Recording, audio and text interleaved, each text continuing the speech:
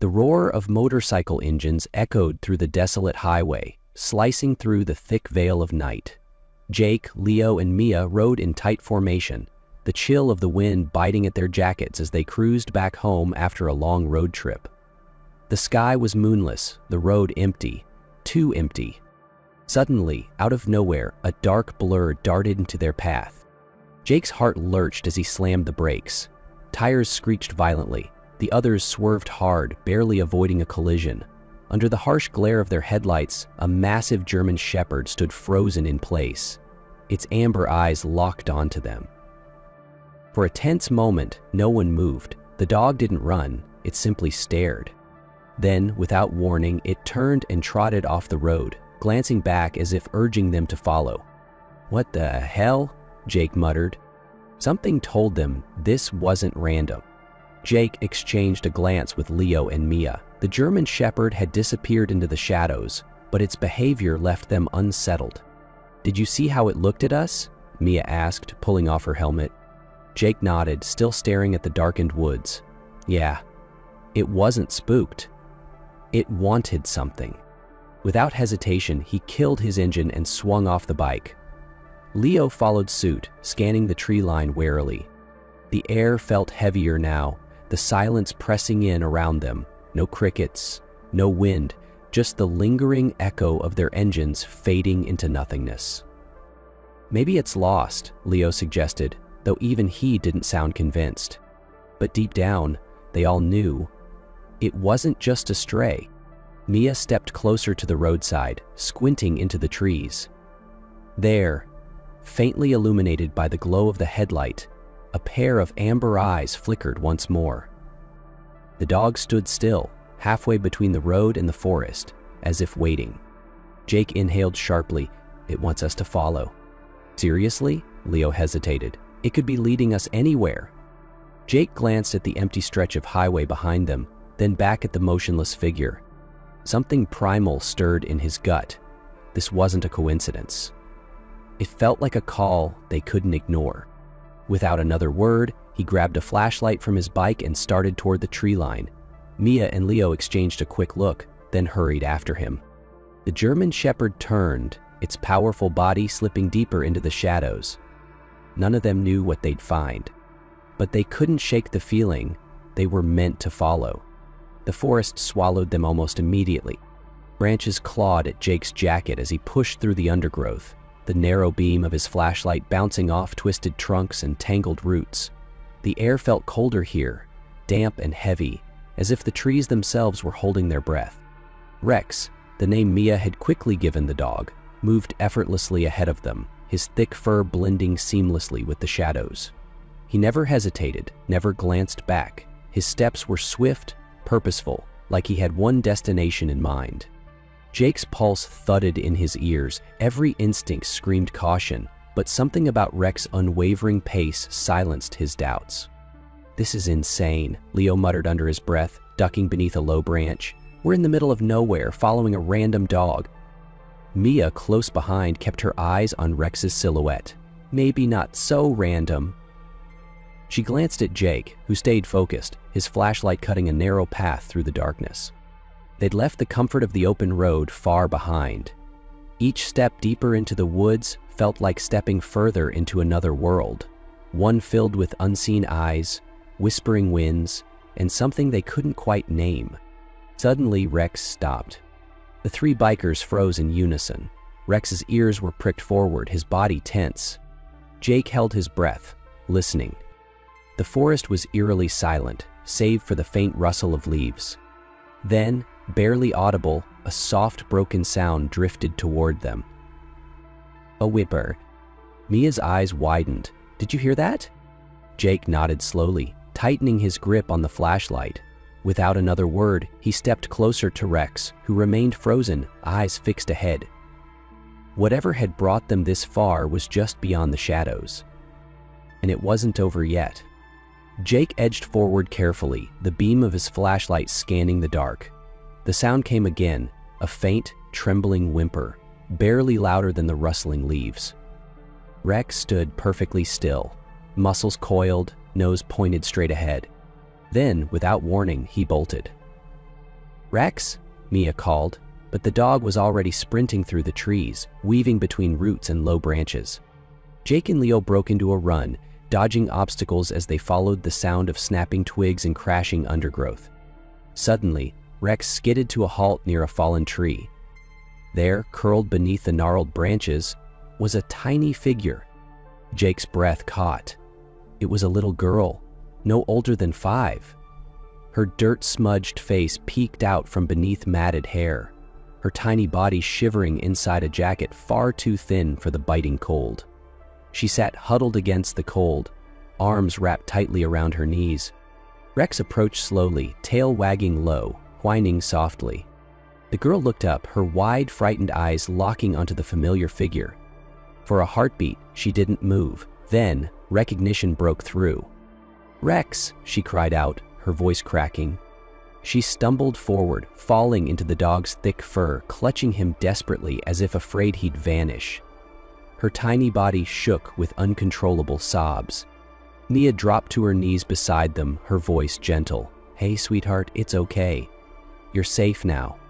Jake crouched nearby, scanning her for injuries. "What's your name, kiddo?" The girl hiccuped between sobs, burying her face in Rex's fur. Lily Parker."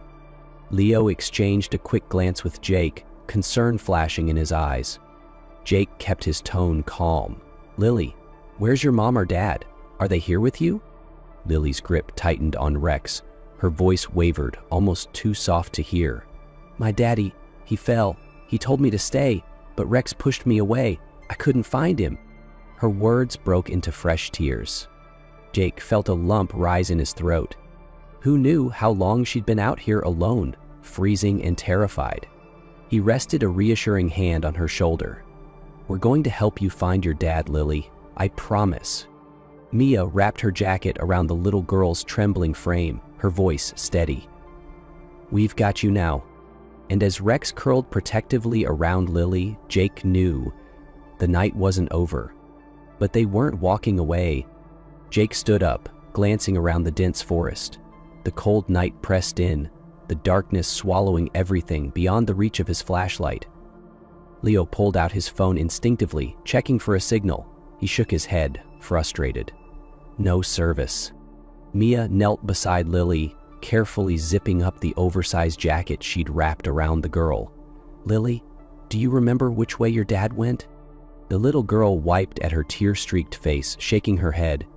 "I don't know. It got dark. I got scared." Her voice broke, and she clung tighter to Rex, who licked her cheek as if reassuring her. Jake looked down at her, then at the loyal dog still curled protectively around her. There was no question they couldn't leave her father out here. Suddenly, Rex's head snapped up. His ears pricked, eyes locked in a direction deeper into the woods. Jake's gut tightened. "He knows," Mia murmured, watching the dog carefully. Rex stood, took a few steps forward, then looked back at them, tail stiff, body alert. Jake exchanged a quick glance with Leo and Mia. The decision was unspoken but unanimous. "We follow him," Jake said firmly. Leo adjusted his jacket, exhaling sharply. "Let's move." Jake reached down, offering his hand to Lily. "Come on, kiddo. Rex knows where to go. Let's find your dad." Lily hesitated, then slid her small hand into his, her other arm still wrapped around Rex's neck. With one last glance at the empty stretch of trees behind them, the group pushed forward, following the determined steps of their unlikely guide deeper into the night. The deeper they went, the darker the forest seemed to grow. Branches snapped underfoot, tangled roots threatened to trip them at every step. Jake kept a tight grip on Lily's small hand, her other arm clinging to Rex as he trotted steadily ahead. The flashlight beam flickered across the uneven ground, revealing only shadows and twisting trunks. The wind picked up, rustling the leaves above like distant whispers. Leo walked a few steps behind, constantly scanning their surroundings. "Feels like we've been walking forever." Mia glanced at Lily, whose little legs were starting to stumble. Without hesitation, she scooped the girl into her arms, holding her close to shield her from the cold. "You're doing great, Lily," she murmured softly. "We'll find him soon." The girl buried her face against Mia's shoulder, her fingers never releasing Rex's fur. Jake focused on Rex, the dog's every movement sharp, deliberate. Rex's nose stayed low to the ground, ears twitching as if following a scent only he could detect. He didn't waver, didn't slow. It was like he knew exactly where he needed to go.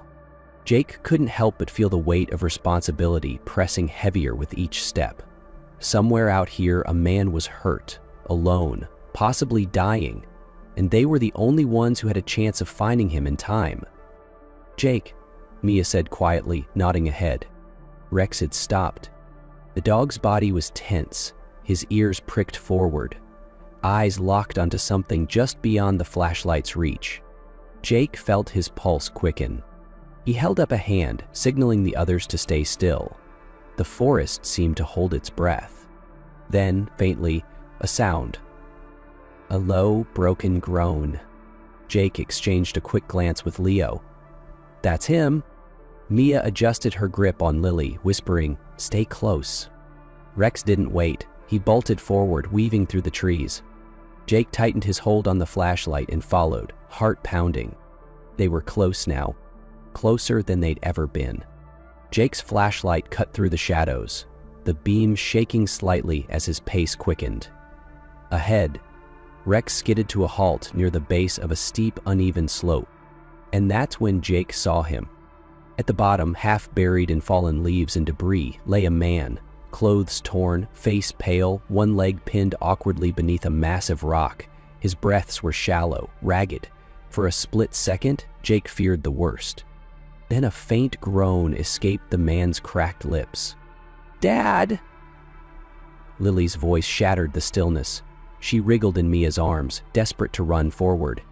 Jake stepped quickly in front of her, crouching to block her path. "Hold on, Lily. We need to be careful, okay?"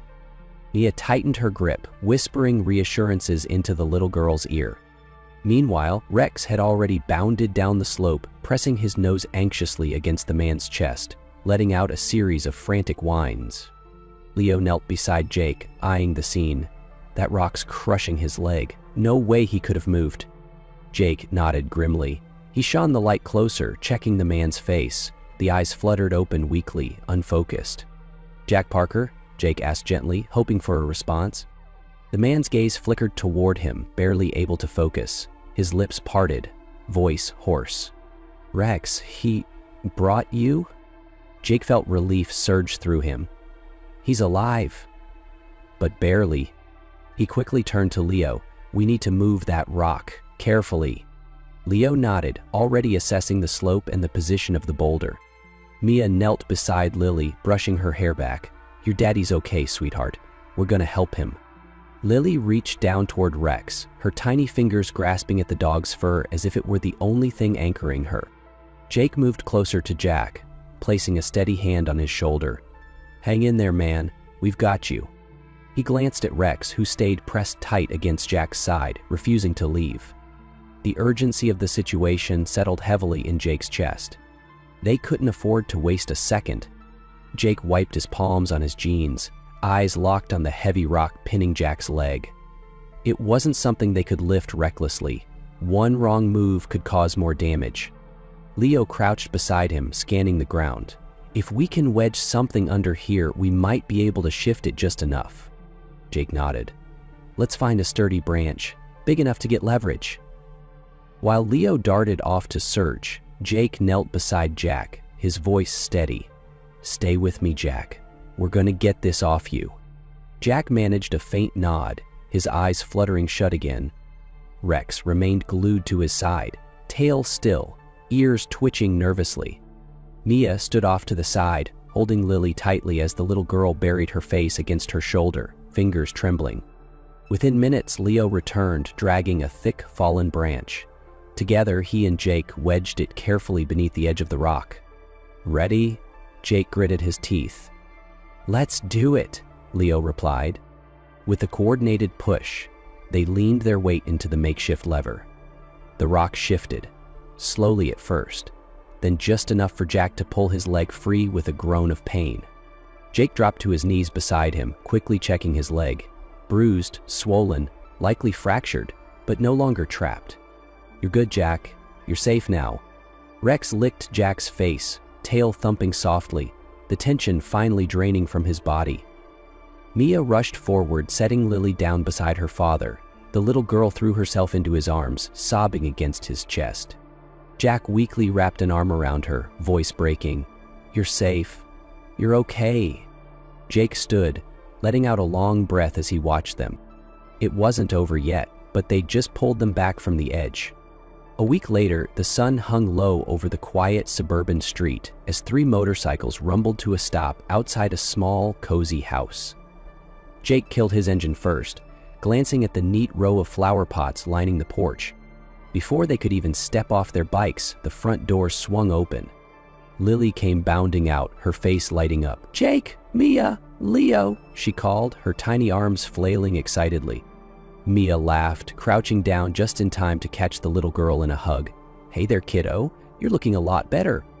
Behind her, Jack appeared at the doorway, leaning on a crutch but standing tall. A soft smile played on his face as he watched his daughter. "Hey," he greeted, his voice thick with gratitude. "I don't even know how to thank you all." Jake shook his head, grinning. "Don't thank us. Rex did most of the work." At the mention of his name, Rex trotted out from behind Jack, tail wagging furiously. He went straight to Jake, pressing his head against his legs. Jake knelt down, giving the loyal dog a solid pat. "Good boy, Rex." Mia looked around at the small family reunited, warmth blooming in her chest. This was why they'd followed him into the dark. The night was quiet, the streets almost empty. Ethan Carter, a police officer, trudged along the sidewalk after a grueling 12-hour shift. The crisp night air did little to ease the exhaustion weighing on his shoulders. Just a few more blocks and he'd be home. Adjusting the strap of his gear bag, Ethan let his mind drift to a hot cup of coffee and a long, uninterrupted sleep. But just then, a dark figure darted out from a shadowy alley, blocking his path. Instinctively, Ethan's hand moved toward his holster, but as the streetlight illuminated the figure, he realized it wasn't a person. It was a large German Shepherd, canine. Its fur was matted with dust and grime, but its eyes shone with urgency and desperation. The dog let out a sharp bark, then bolted forward, but after just a few steps, it turned back, locking eyes with Ethan as if begging him to follow. Ethan frowned. This wasn't just some stray dog, something was wrong. Taking a deep breath, he made his decision. He followed the dog. Ethan followed the dog, his pace quickening to keep up. Rex ran fast but with purpose, as if he knew exactly where he needed to take Ethan. They weaved through dimly lit streets, the only sounds being Ethan's steady footsteps and the rhythmic tapping of Rex's paws against the pavement. Exhaustion from his long shift weighed on Ethan, but a growing unease gnawed at him. Suddenly, Rex turned sharply into a narrow alley, bounding up a worn-out staircase leading to an old apartment complex. The dog bolted straight to a door on the second floor, scratching and barking frantically. Ethan glanced up at the number, 2D. He reached out to knock, but something on the ground caught his attention, a crumpled piece of paper resting just outside the door. Bending down, he unfolded it. The handwriting was messy, scribbled in pencil, but the words were clear and heart-wrenching. "Help, my little brother is sick. No food, no water. Apartment 2D. A chill ran down Ethan's spine. There were children inside. They could be in serious danger. He knocked hard. "Police, is anyone in there?" Silence. He tried the doorknob. Locked. Beside him, Rex whined and kept scratching at the door, his urgency growing. Ethan's pulse quickened. A child had left a desperate plea for help. There was no time to waste. Stepping back, he took a steadying breath, then kicked hard, right next to the lock. The door burst open with a loud crack. A wave of stale air, damp and suffocating, hit him instantly. The hallway lights spilled into the dark apartment, illuminating a scene that made Ethan freeze for a split second.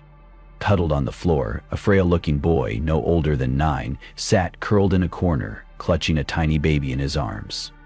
Ethan's gaze met the boy's wide, terrified eyes. And before he could react, Rex was already inside, rushing straight to the children's side. Ethan stood frozen, his heartbeat pounding in his chest. The boy before him didn't move, his wide, terrified eyes locked onto Ethan like a cornered animal bracing for the worst. Rex moved first. The dog let out a soft whine and crept closer, then sat down right beside the boy. The child shuddered, but he didn't push Rex away. Ethan knelt down, keeping his voice as gentle as possible. "What's your name?" No response. Instead, the boy clutched the infant even tighter, as if letting go would mean losing him forever. Rex gently licked the child's small hand. A single tear slipped down the boy's dirt-streaked cheek, but he still didn't speak. Ethan could see it now. This wasn't just fear. This was the terror of a child who had been abandoned for too long. So he softened his voice even more. "You're safe now. I'm here to help you." A distant siren broke the silence. The boy flinched, his body going rigid with panic. He curled around the baby, trying to shield him from whatever was coming. Ethan quickly raised his hands in a calming gesture. "It's okay. They're here to help your brother."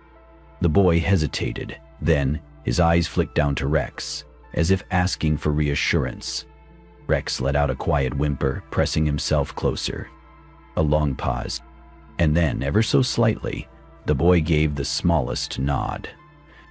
The apartment door creaked open behind Ethan as paramedics rushed in, but Oliver wouldn't let go of the baby. He clung to him desperately, refusing to loosen his grip.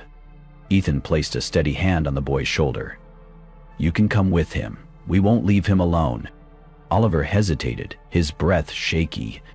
Then, slowly, he stood up. And as they left the apartment, Rex never left his side. The hospital lights cast a sterile glow, the faint scent of antiseptic hanging in the air. Ethan leaned against the hallway wall, watching through the small window of the emergency room. Inside, Oliver sat at the edge of a hospital bed, his eyes never leaving the crib where his baby brother was being treated. Rex lay curled at Oliver's feet, his large head resting against the boy's knee, a silent reminder that he wasn't alone. Ethan had seen many kids in his career, but never one as guarded as Oliver. The boy didn't sleep, didn't move, just sat there, ready to spring forward if anyone took Leo out of his sight. A quiet voice spoke beside him. "That kid has no one." Ethan turned to see Sarah Brooks, a social worker, holding a thin file. "No family came for them?" he asked. Sarah sighed. "We ran their records. Their mother left town 2 months ago and never came back. No known relatives. They'll have to go into the system." Ethan looked through the window again. Oliver hadn't moved. A child who had learned to expect abandonment. A child who had no reason to trust anyone. A child who had only one true companion, Rex. Something tightened in Ethan's chest. "Is there another option?" he asked, his voice quieter now. Sarah frowned slightly. "What do you mean?" Ethan looked through the window again. Oliver still hadn't moved. He watched the boy's small fingers resting lightly on Rex's fur, the only source of comfort he seemed to trust. Taking a steady breath, Ethan spoke the words that had already formed in his heart. Words he never thought he'd say. "They can come with me." Sarah's eyes widened. "You're serious? You're a cop? Long hours, high stress?" "They need a home," Ethan interrupted. "They need stability, and I don't think they can handle being left behind again." Sarah studied him for a long moment. Then she nodded. "All right, I'll start the paperwork for temporary guardianship." 3 days later, Ethan unlocked the front door of his apartment, watching Oliver step inside, his fingers still wrapped tightly around Rex's leash. The boy didn't say a word as he glanced around, scanning every corner as if assessing whether this place could truly be safe. Rex moved first, wagging his tail slightly before settling down beside Oliver. For the first time since they met, Oliver looked up at Ethan. Not with fear, but with something hesitant, something almost like hope. That first night at Ethan's home was quiet, almost too quiet.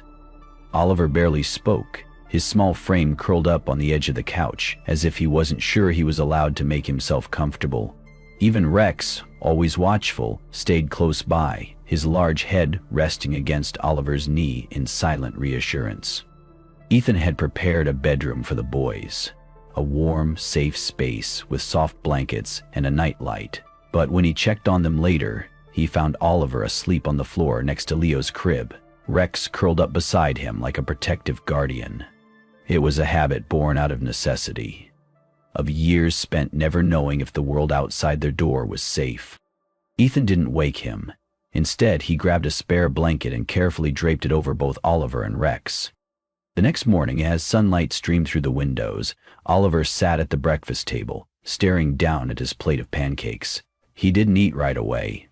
He just watched the food, as if waiting for someone to snatch it away. "You don't have to rush," Ethan said gently, taking a seat across from him. "There's plenty more if you're still hungry." Oliver hesitated before finally picking up his fork. It was a small step, but it was progress. Later that afternoon, Ethan sat across from Oliver on the couch, watching as the boy absently ran his fingers through Rex's fur. "You know," Ethan said, keeping his voice casual, "school starts tomorrow. It's a new place, but you'll be okay. You'll have Rex waiting for you when you come home."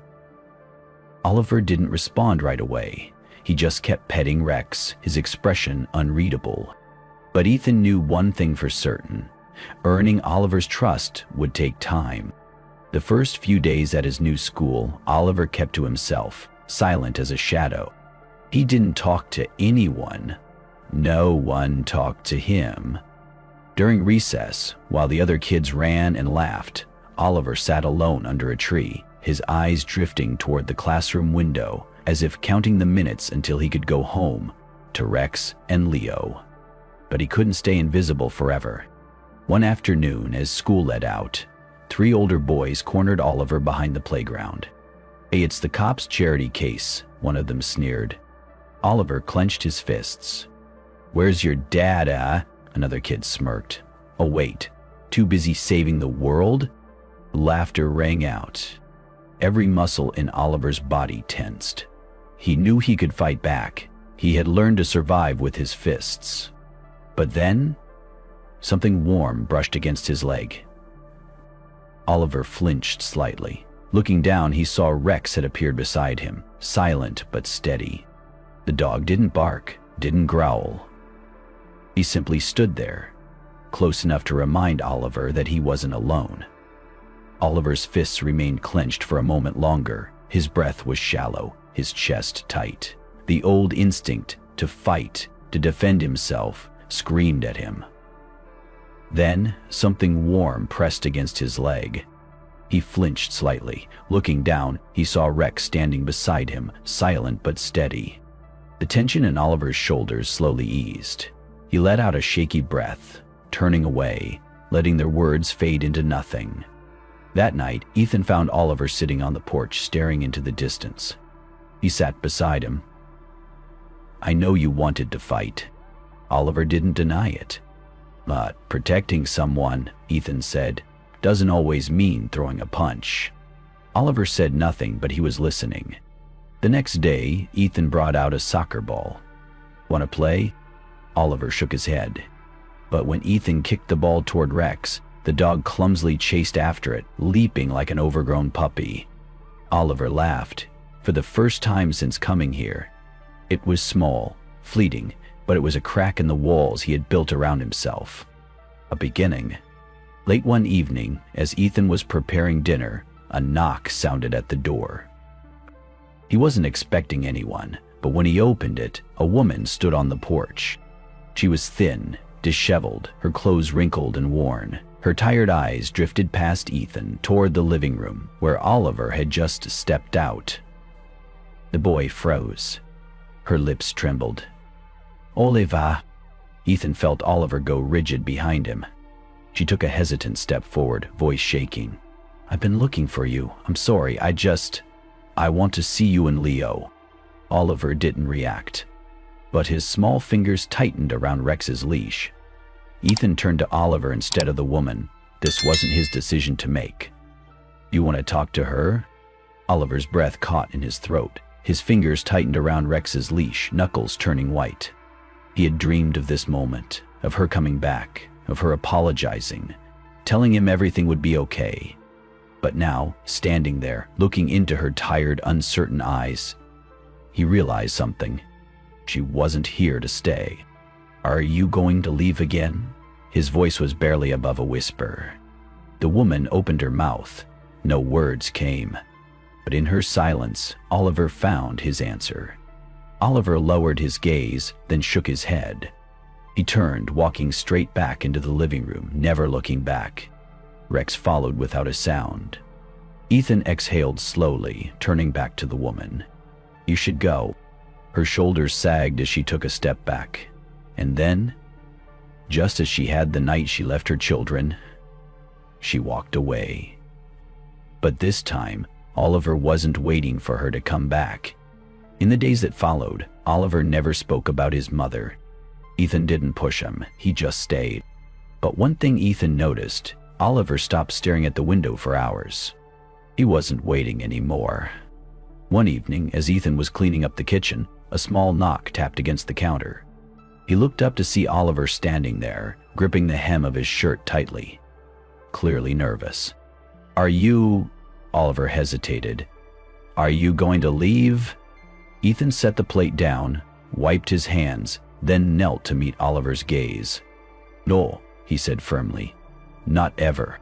Oliver swallowed hard, then nodded. He didn't say anything else, but his eyes weren't as guarded anymore. That night, Ethan quietly placed an envelope on the kitchen table. Inside were adoption papers. The next morning, Oliver found them. He carefully picked up the document, eyes scanning the words at the top. "Petition for adoption, Oliver and Leo Brooks." His fingers trembled slightly as he clutched the paper. "You don't have to say yes," Ethan said gently, placing the papers on the table. "But if you want to, I'm ready." Oliver stared at the document in front of him. His hands trembled slightly as he reached out, tracing the words with his fingers. "Petition for adoption, Oliver and Leo Brooks." His breath hitched. He swallowed hard, glancing up at Ethan. "You really want me?" His voice was barely audible. Ethan didn't hesitate. He smiled, eyes steady, unwavering. More than anything, a single tear slipped down Oliver's cheek. His small fingers tightened around the papers. And then, for the first time, he whispered, "Okay." In the courtroom. The courtroom was brightly lit. Oliver sat beside Ethan, his small hand gripping Ethan's tightly. The judge gave him a gentle smile, then spoke. "Oliver Brooks, do you agree to have Ethan Carter as your legal father?" The room fell silent. Ethan felt Oliver squeeze his hand tighter, as if gathering courage. Then, the boy lifted his chin, and his voice rang out, clear and unwavering. "Yes." The judge nodded, bringing the gavel down with a solid thunk. "Then, as of today, Ethan Carter is the legal father of Oliver and Leo Brooks." Ethan looked down at Oliver, but the boy was already looking up at him. And for the first time, a real, full, radiant smile spread across his face. Ethan wrapped his arms around his son, feeling the small body press into him. No more hesitation, no more fear. Rex barked as if celebrating. Their family was finally whole. That autumn marked a new beginning. Ethan's house was no longer quiet and empty. Now it was filled with laughter, the sound of small feet padding across the wooden floor, and Rex's happy barks as he chased after the ball Oliver threw. One evening, after bathing Leo and tucking him into his crib, Ethan stepped into Oliver's room. The boy was already under the covers, Rex curled up beside him as always. Ethan smiled, pulling the blanket up a little higher. "Good night, kiddo." Oliver hesitated for a moment, then spoke. "Dad?" Ethan froze. His heart skipped a beat. Oliver bit his lip, then whispered softly, "I love you." For a moment, everything stopped. Ethan felt his throat tighten, but he managed to smile, placing a hand gently on Oliver's soft hair. "I love you too, Oliver." Rex's tail thumped lightly against the bed, as if he knew. Finally, their family was complete. And that brings us to the end of this heartwarming journey with Ethan, Oliver, Leo, and Rex. But now, we'd love to hear from you. What are your thoughts on this story? Did it touch your heart? Do you believe that family isn't just about blood? It's about love and the people who choose to stay? Share your thoughts in the comments below. And don't forget to hit the subscribe button so you won't miss more inspiring stories like this. Every subscription is a huge encouragement for us to keep bringing you meaningful content. Thank you for watching. See you in the next video.